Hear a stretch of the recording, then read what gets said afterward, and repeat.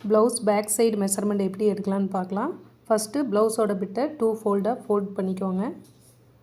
Fold பண்ணிவிட்டு கீழே வந்து மடிச்சு அடிக்க 1.5 இன்ச் மார்க் பண்ணி ஒரு கோடு போட்டுக்கோங்க.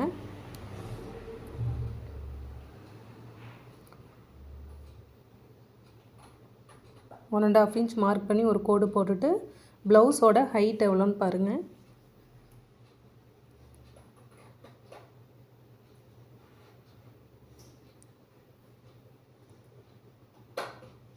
எனக்கு வந்து 14 இன்ச் வந்தது. 14 இன்ச் மார்க் பண்ணிவிட்டு கீழே நெக்கோட ஹைட் மார்க் பண்ணிக்கோங்க.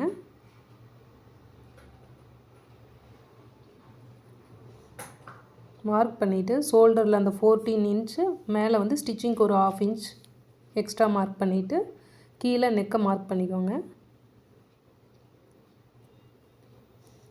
நான் வந்து நெக்கோட வித் வந்து 2.25 இன்ச் வச்சுருக்கேன்.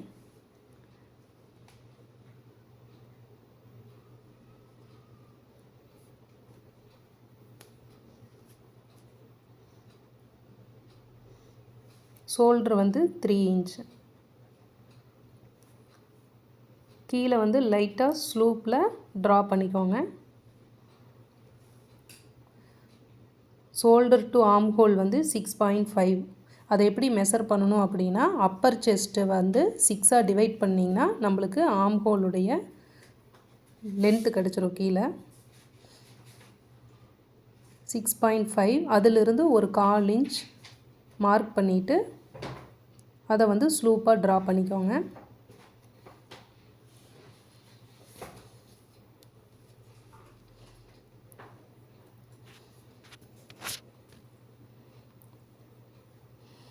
இப்போ கிப் சைஸ் பார்க்கலாம். கிப் சைஸ் வந்து மார்க் பண்ணிவிட்டு எக்ஸ்ட்ரா டாட்டுக்கு வந்து 1 இன்ச் மார்க் பண்ணிக்கோங்க. இந்த கிப் சைஸை எப்படி நாம் கண்டுபிடிக்கணும் அப்படின்னா, டோட்டல் கிப் சைஸை வந்து டிவைடட் 4. இப்போ எனக்கு வந்து இந்த ப்ளவுஸ்க்கு 7.6 இருந்துச்சு. அடுத்தது பாடி 10 இன்ச் மார்க் பண்ணி அந்த 1 இன்ச் மார்க் பண்ண கிப் சைஸில் எக்ஸ்ட்ரா நம்ம 1 இன்ச் விட்டோம்ல, அதிலிருந்து தான் மேலே அந்த பாடி மெஷர்மெண்ட் கனெக்ட் பண்ணணும். எக்ஸ்ட்ரா வந்து 2 இன்ச் மார்க் பண்ணியிருக்கேன். ஆர்ம் ஹோல் வந்து 6.5 எடுத்தோம்.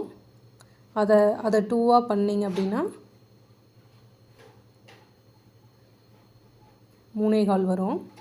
3.25 ஒரு மார்க்கு, இந்த சைடு 3.25 வச்சுக்கோங்க. வச்சுட்டு நம்ம ஸ்லூப்பாக எடுத்தோம் பார்த்தீங்களா, அந்த ஸ்லூப்பில் இருந்து இந்த ஸ்லூப்பில் இருந்து 1 இன்ச் மேலே மார்க் பண்ணிக்கணும். ஸ்லூப்பில் இருந்து மேலே 1 இன்ச் மார்க் பண்ணி கேர்வ் பண்ணிக்கோங்க. அதைய